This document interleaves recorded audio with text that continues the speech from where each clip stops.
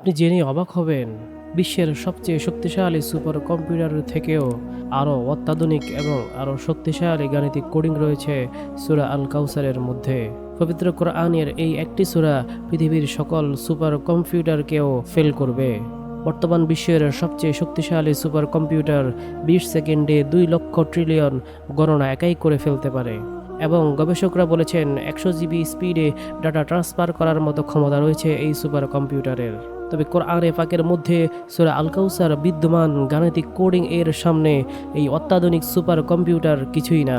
সূরা আল কাউসার হলো কোরআনুল কারীমের সবচেয়ে ছোট সূরা। আপনি জেনে অবাক হবেন যে কোরআনের এই ছোট্ট সূরা আল কাউসার এর মধ্যে 10 সংখ্যার এমন এক গাণিতিক কোডিং রয়েছে যার সামনে বিস্ময়কর সুপার কম্পিউটার কিছুই না। কোরআনের এই ছোট্ট সূরাটিতে মোট 10টি শব্দ রয়েছে, যার প্রথম আয়াতে মোট 10টি অক্ষর রয়েছে, তেমনি দ্বিতীয় আয়াতের অক্ষরও মোট 10টি এবং শেষ আয়াতেও 10টি অক্ষর রয়েছে। যে সকল অক্ষর বা হরফ এই সূরার মধ্যে মাত্র একবার করে এসেছে তার সংখ্যাও 10। এই সূরাটির মধ্যে যে অক্ষরটি সবচেয়ে বেশি এসেছে সেটি হচ্ছে আলিফ, যা মোট 10 বার এসেছে। এই সূরাটির প্রত্যেকটি আয়াত শেষে হয়েছে একটি অক্ষর দ্বারা, সেটা হচ্ছে আরবি হরফ র, যা আরবি হরফ সমূহের মধ্যে 10তম হরফ। কোরআনের যে সকল সূরা এই র অক্ষর দ্বারা শেষ হয়েছে তার সংখ্যাও 10, যার মধ্যে সূরা আল কাউসার সর্বশেষ সূরা। এই সূরাটি 3টি আয়াতের, প্রত্যেকটি আয়াতের দ্বিতীয় শব্দটির শেষ অক্ষর হচ্ছে কাফ এবং এই কাফওয়ালা 3টি শব্দের মোট হরফের সংখ্যাও 10। যেমনটা আগেই বলা হয়েছে যে এই সূরাটির প্রতিটি আয়াতে দ্বিতীয় শব্দের শেষে কাফ হরফটি রয়েছে এবং প্রতিটি আয়াতের শেষ অক্ষর হচ্ছে র। এবার বুঝার বিষয় হচ্ছে এই যে কাফ অক্ষরটি সংখ্যাগত মান হচ্ছে 20 এবং র অক্ষরটির সংখ্যাগত মান হচ্ছে 200। এখন আমরা যদি 200কে 20 দ্বারা ভাগ করি তাহলে ভাগফল হবে 10। কোরআনের সকল সূরার মতো সূরা আল কাউসারের শুরুতেও বিসমিল্লাহির রহমানির রহিম আছে। দেখা যায় বিসমিল্লাহির রহমানির রহিম এই বাক্যটির মোট অক্ষরসমূহের মাঝখানে রা হরফটি রয়েছে, যার সিরিয়াল হচ্ছে 10তম, যেখানে বিসমিল্লাহ শব্দের মধ্যে হরফের সংখ্যাও 10।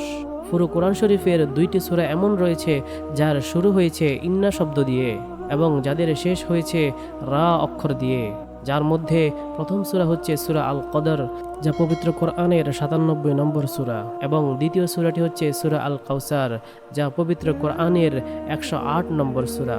সবথেকে মজার ব্যাপার, এই 2টি সূরার মাঝখানে সূরাসমূহের সংখ্যাও 10টি। কোরআনের 97 নম্বর সূরা সূরা আল কদরের মধ্যে রা অক্ষরটিও এসেছে মোট 10 বার, যেখানে সূরা আল কদরের শুরু কিন্তু ইন্না শব্দ দিয়ে হয়েছে, এবং দ্বিতীয় সূরা আল কাউসার যার প্রতিটি আয়াতের শুরুতেই হয়েছে ইন্না শব্দ দ্বারা। এই 2টা সূরার মাঝখানে ইন্না দিয়ে শুরু হয়েছে এমন আয়াতের সংখ্যাও মোট 10।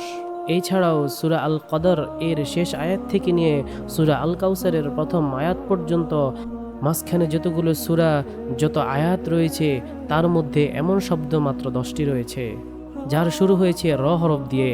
কোরআনের 97 নম্বর সূরা সূরা আল কদর এর শুরু আলিফ দিয়ে এবং সূরার মোট এমন 10টি শব্দ রয়েছে যার শুরু হয়েছে আলিফ দ্বারা। এই সূরা আল কাউসার পবিত্র কোরআনের সবচাইতে ছোট সূরা। এই ছোট সূরা আল কাউসারের মহান আল্লাহ রাব্বুল আলামিন এমন গাণিতিক বিস্ময়কর কোডিং লুকিয়ে রেখেছেন যা স্পষ্টভাবে প্রমাণ করে যে এই কিতাব কোনো মানুষের লেখা নয়, এটা স্বয়ং আসমানি কিতাব, আসমান জমিনের মালিক আল্লাহ রাব্বুল আলামিনের তরফ থেকে এসেছে। সুবহানাল্লাহ, যিনি এই ছোট্ট একটি সূরার মধ্যে এত নিখুঁত গাণিতিক বিন্যাসের সাথে শব্দগুলোকে বিন্যস্ত করেছেন, যার সমাধান এই দুনিয়ার সবচাইতে শক্তিশালী সুপার কম্পিউটারও করতে পারেনি। এখন আপনি ভাবেন যে এটা তো কোরআনের সবচেয়ে ছোট সূরা ছিল, তাহলে কোরআনের অন্য বাকি এত বড় বড় সূরাগুলোর মাঝে কত গাণিতিক ক্যালকুলেশন রয়েছে। নিশ্চিতভাবে আপনার বিবেক কাজ করা বন্ধ করে দিবে যদি আপনি এই বিষয়ে ভাবতে শুরু করেন। এই জন্যই মহান আল্লাহ তাআলা পবিত্র কোরআন মাজিদে বলেন, আমি আমার বান্দার প্রতি যা কিছু নাজিল করেছি, যদি তোমাদের মাঝে কোনো সন্দেহ থাকে তাহলে এর মতো করে এমনই একটা সূরা বানিয়ে নিয়ে আসো না।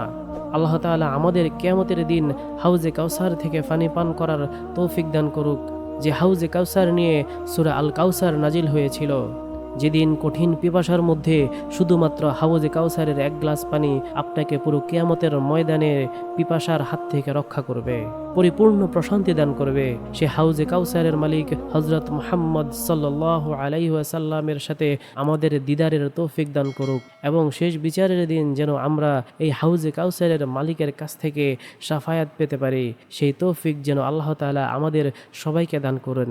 আমিন।